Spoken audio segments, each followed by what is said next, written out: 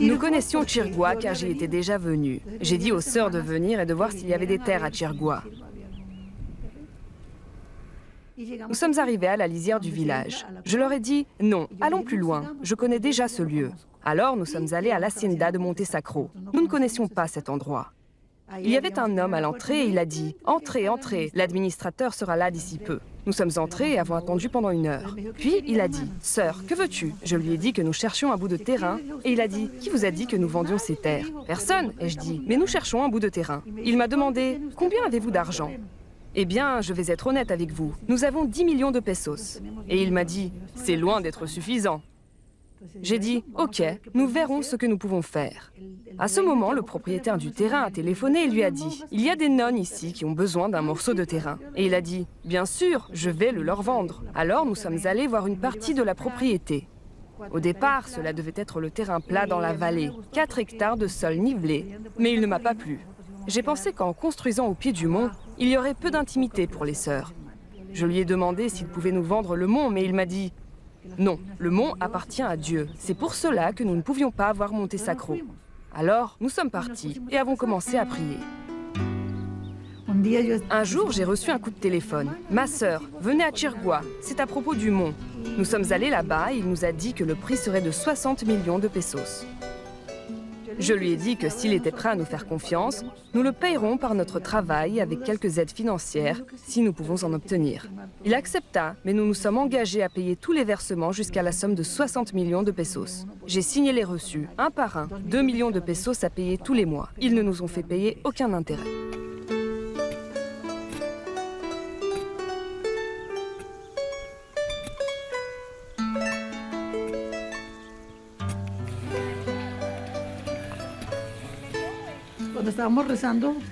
Alors que nous prions pour que le propriétaire attendrisse son cœur, c'est sa femme qui fut l'instrument choisi par Dieu.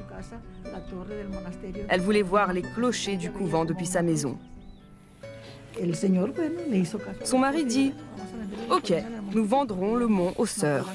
Elles n'abîmeront ni la forêt, ni la montagne, bien au contraire. » Alors il l'a vendu, et qui plus est, quand nous étions seulement à la moitié de la somme totale, il se présenta, car les bonnes choses doivent être racontées aussi, n'est-ce pas? Don Jorge Ruiz del Viso me dit « Ma mère, allons chez le notaire pour enregistrer le titre de propriété. » Don Jorge, nous n'avons pas encore fini de payer. Et il a dit « Pas de souci, je vous fais confiance. Pour toute chose, nous sommes tous les enfants de la mort. Et si je meurs, alors vous pourriez avoir des problèmes. » Et ainsi, nous sommes allés enregistrer le titre et dans le mois qui suivit, il a eu une crise cardiaque et il est mort. Je pense que Dieu a toujours voulu que le couvent soit sur ce mont. Il l'a mis de côté pour toute éternité, afin que les sœurs construisent leur couvent. Cela donnera une immense gloire à Dieu pour de nombreuses années, jusqu'à ce que l'on meure, mais d'autres viendront.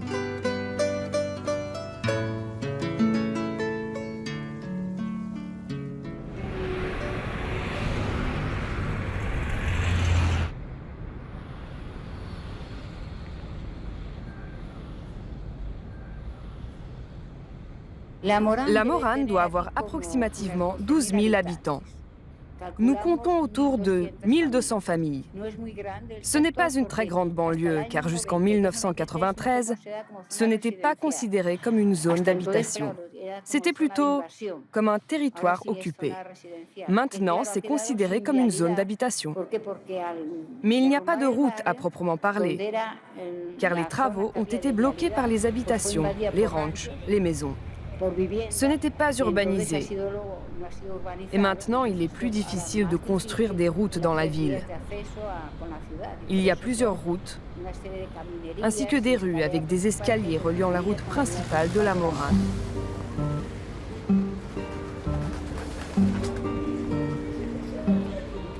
La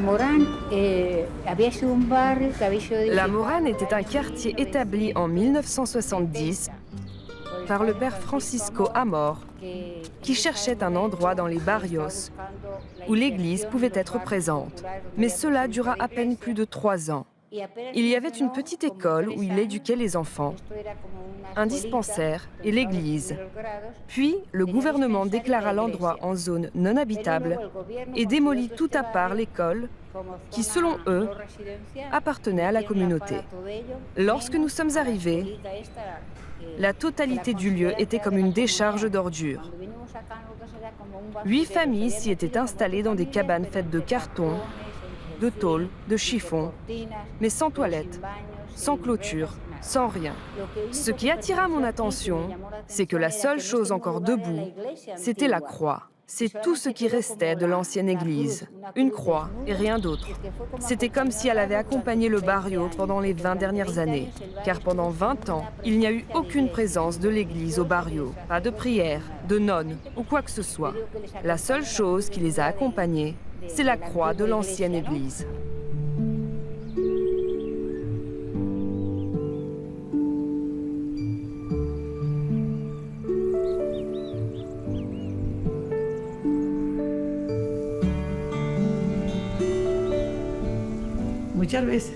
J'ai dit de nombreuses fois, je ne vais pas pouvoir les payer ce mois-ci. Mais à chaque fois, d'une manière ou d'une autre, je ne sais pas comment, mais Dieu nous a toujours aidés. Et nous avons effectué les paiements à chaque fois.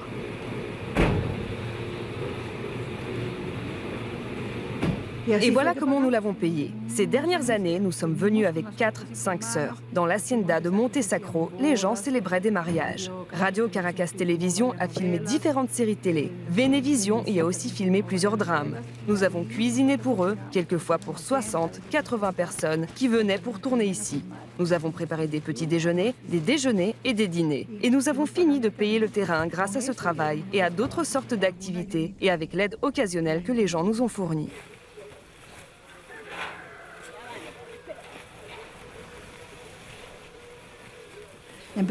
Nous avons commencé à élever quelques porcelets et en les vendant, nous pouvions payer les ouvriers et tout le reste. Mais nous n'avons pas pu les garder par la suite. Il n'y avait rien ici. Il n'y avait ni eau, ni électricité, ni route. C'est pour ça que les ouvriers ont mis 12 ans. La route, l'électricité, l'eau et tout le reste ont été installés au prix de nombreux sacrifices. Je dirais avec le sang, la sueur et les larmes de toutes les sœurs et des gens qui nous ont aidés.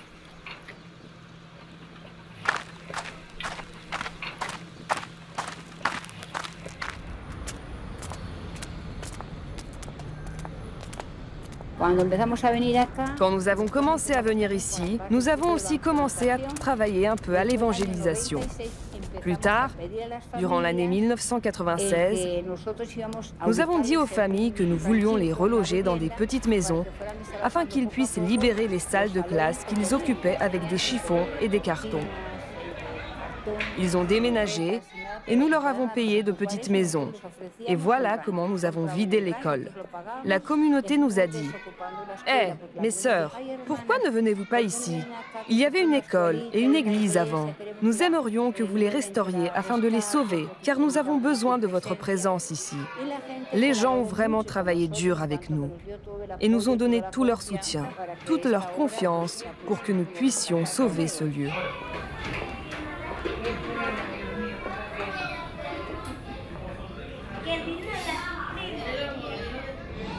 Nous sommes ici depuis 2001.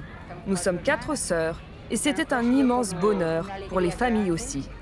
Ils ont dit « Vous avez quitté le lieu que vous habitiez, là-bas, à Vista Alegre, là où c'était plus confortable, pour venir ici. » Et ils ont grandement apprécié le fait que les sœurs aient quitté le lieu où elles se sentaient chez elles et qu'elles soient venues vivre ici, avec eux.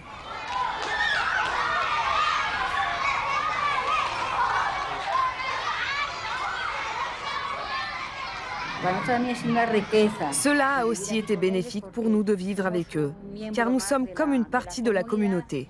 Nous nous sommes joints aux réunions de la communauté et parlons de leurs problèmes.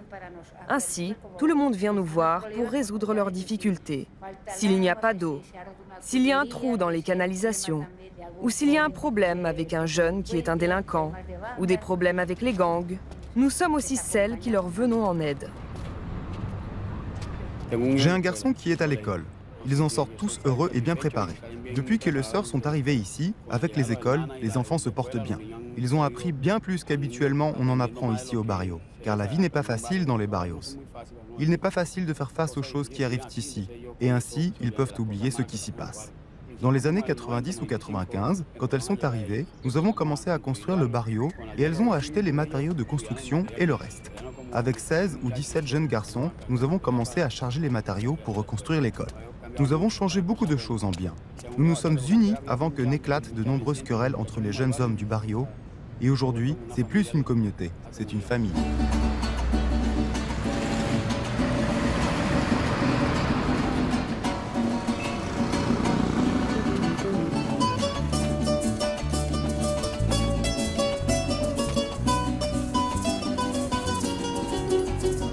À travers divers projets, nous avons reçu des aides financières pour développer le barrio, les routes, de véritables égouts, l'installation de l'éclairage et l'amélioration des maisons des habitants. C'est vrai que, malgré tout, c'est un quartier difficile avec certains endroits, beaucoup de violence, même si ça a beaucoup changé. Le quartier change. Ces groupes violents sont proches de nous. Nous les connaissons, nous connaissons leurs familles. Que ça leur plaise ou non, ils sont influencés positivement par le contact avec les sœurs. Car quand ils ont fait quelque chose de très mal, ou qu'il y a eu de la violence entre eux, nous en parlons avec eux. Nous allons chez eux, ou nous les invitons à venir ici. Par conséquent, le barrio a énormément changé. Et les gens nous disent, vous êtes notre lumière. C'est comme si Dieu était présent au milieu de nous. Parce que si les sœurs devaient partir, ce serait comme si la lumière venait à manquer au barrio.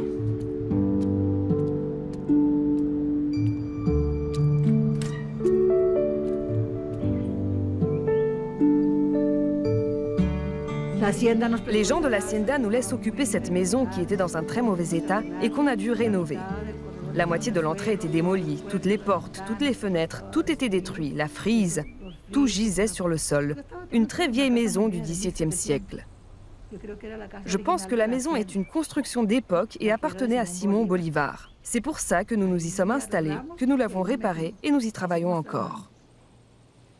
Un jour, ils nous téléphonèrent et nous dirent que nous avons été expropriés de l'hacienda et que tout le monde devait partir.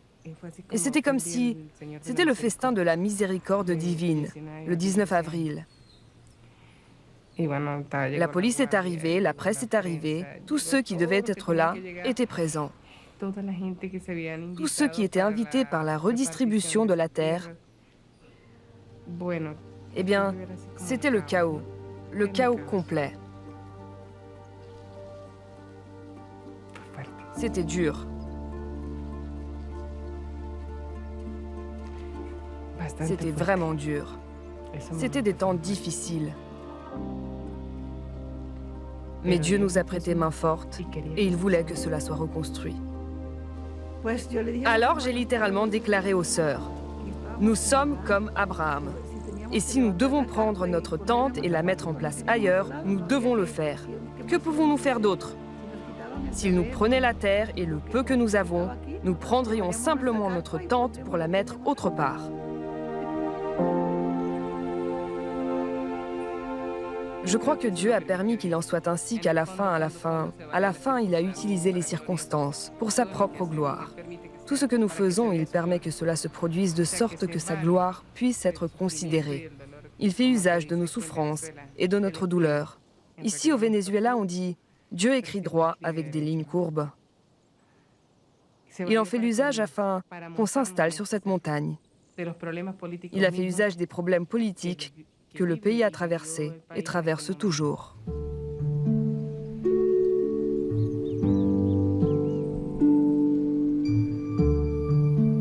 Lorsque la procédure d'expropriation a commencé, les gens sont venus et nous ont prévenus. Ils arrivent pour vous jeter hors de vos maisons. Vous devez tout emporter. Et puis les gens eux-mêmes nous ont aidés à sortir nos quelques affaires de la maison et à les porter jusqu'à ce petit abri qui ne possédait qu'un toit et un plancher.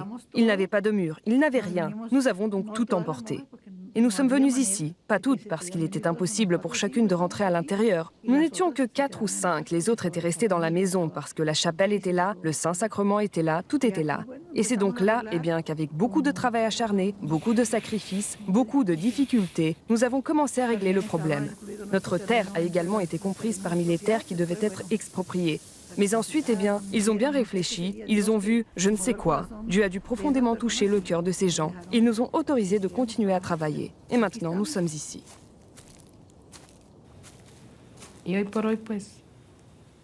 Pour le moment, nous vivons les uns à côté des autres. Nous leur offrons de la compagnie ainsi que des soins attentionnés. Notre communauté donne ici un exemple de travail, de prière, de famille au sein de la communauté. C'est ce que nous voulons transmettre à ces gens, le travail, la prière et l'amour.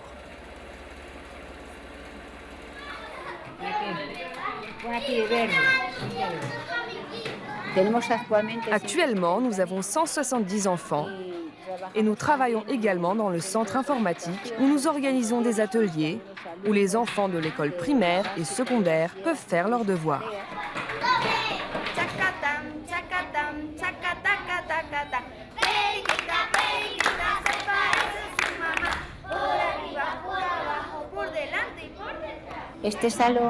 Cette salle est une salle polyvalente. On l'utilise pour les leçons de musique, parfois pour les réunions, les activités sportives ou les événements culturels. Elle doit être utilisée pour toutes ces choses. Mais nous aimerions vraiment que ce soit un espace exclusivement réservé à la parole de Dieu.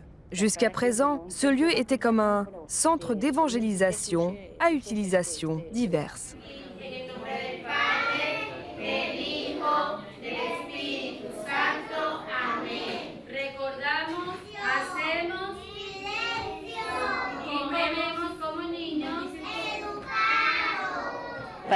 Pour nous, l'enfance est un moment important, car nous croyons que c'est dans l'enfance que repose l'espoir du changement pour un pays meilleur.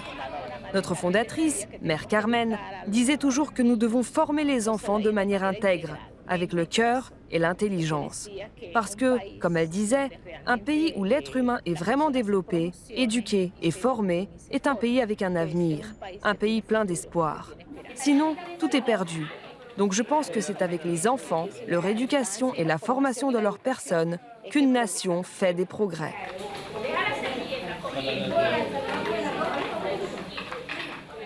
Quiere que se sientan desde el principio en su propia casa. Ya antes de entrar les abren sus cartas de tu Carmelo, tu casa, tus hermanas. En la recreación del mediodía, las novicias trabajan en la huerta, arrancan hierbas, limpian caminos, etc. Una postulante rezagada corre a reunirse con las demás.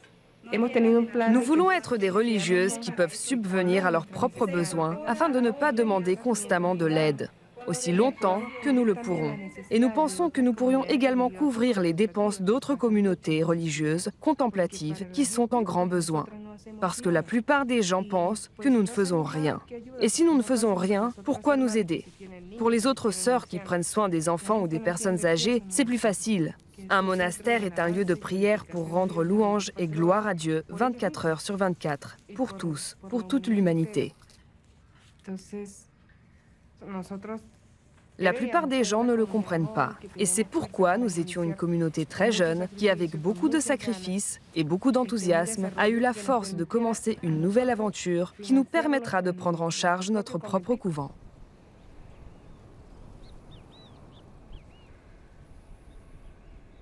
Ce n'est pas la fin de l'histoire, car pour l'instant, nous sommes ici, dans cette petite maison, mais le véritable monastère va être là-haut. Nous allons y construire le couvent des sœurs, ainsi qu'une église où les gens pourront venir à la messe. Nous voulons aussi partager ce mont avec le peuple, afin qu'ils puissent venir ici pour prier, faire le chemin de croix, chercher conseil.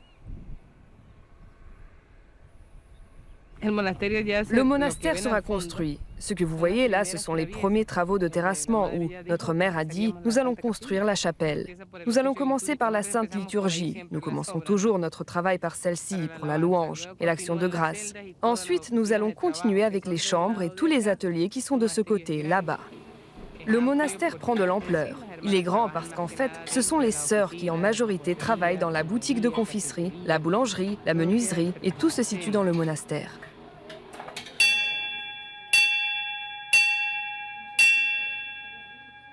Nous prenons constamment de l'ampleur avec de nouvelles vocations. Nous construisons 22 chambres, là-bas, sous l'abri. Impressionnant, hein? Ne me demandez pas comment les choses se sont passées ainsi.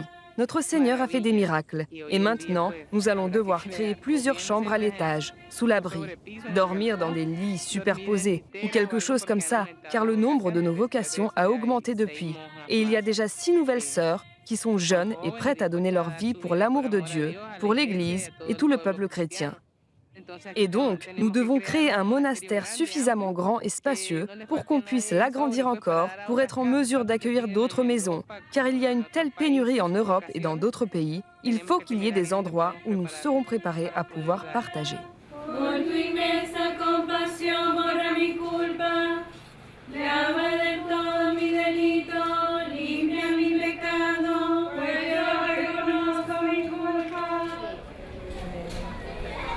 Buen provecho.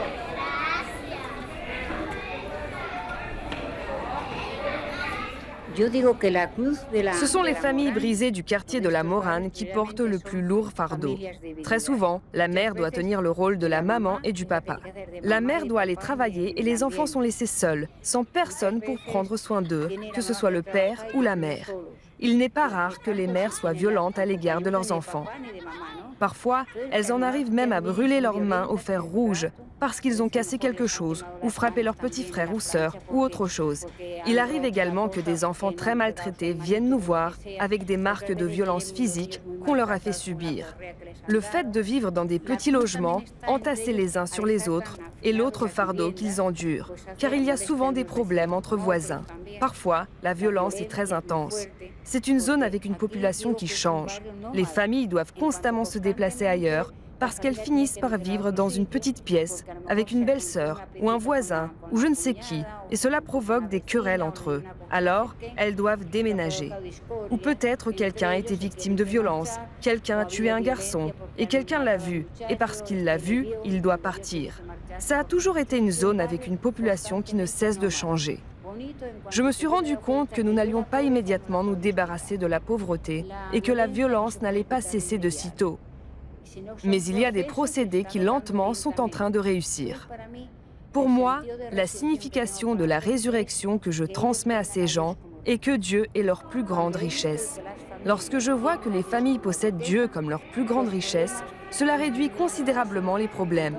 Les mères deviennent moins violentes. La mère acquiert une nouvelle sérénité, un nouveau sens de la paix qui lui permet d'élever correctement ses enfants.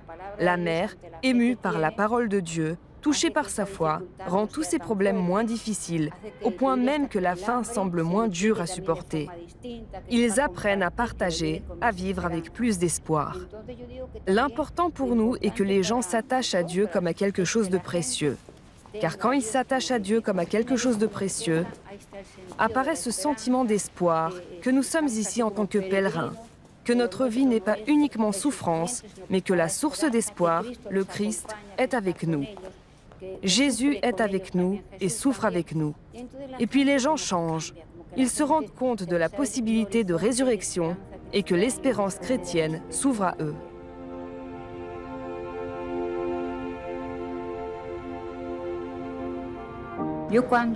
Pour moi, quand je prie le Seigneur, je dirais que chaque matin, lorsque je loue le Seigneur, lorsque je rends gloire à Dieu en faveur de la création et de l'humanité, en faveur de tous ces gens du quartier que je connais, eh bien, je ressens comme un soulèvement dans mon cœur. Et après, dans la soirée, lorsque je me recueille, je présente au Seigneur toutes les pauvretés, les richesses, les peines, les souffrances de l'humanité, et en particulier celles des gens dont je me suis occupée pendant la journée. Et je les présente tous au Seigneur et lui parle de leur situation, parce que je peux voir que le Seigneur lui-même souffre aussi en eux. C'est donc comme lui offrir la souffrance de l'humanité, et oui, la louange du matin. La croix qui se dresse à l'extérieur, là-bas, est fabriquée à partir d'un arbre d'acajou de notre école à Bolivar. C'est une pratique très marginale qui a commencé sur une vieille décharge à Bolivar. Ainsi, nous avons voulu la placer à cet endroit afin que le Christ tienne compagnie au quartier et à la ville aussi.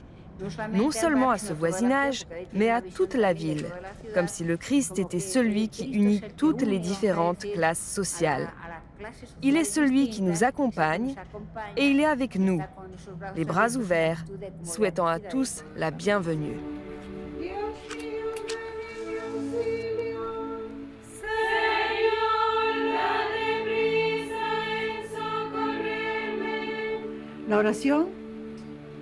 La prière est au cœur de tout, absolument tout, et pour tout le monde. Et c'est pourquoi nous sommes comme un réservoir créé par Dieu, afin que les gens aient quelqu'un qui prie pour eux. Parce que je crois que dans ce monde, il n'y a personne qui soit réellement mauvais. Je ne vois jamais les choses de cette façon, et je ne pense pas qu'il soit ainsi. Seules les personnes qui ont perdu leur chemin. Parfois, ils perdent leur chemin. Peut-être, ils ne prennent pas le chemin qu'ils doivent prendre. Et quelqu'un, par la prière et l'offrande de lui-même à Dieu, doit faire en sorte que nos frères et sœurs, qui ont perdu le droit chemin, puissent le retrouver à nouveau et marcher dans la vérité et la justice avec Dieu. Tel est le sens de la vie contemplative. Par nos prières et nos offrandes, aider tous ceux qui souffrent.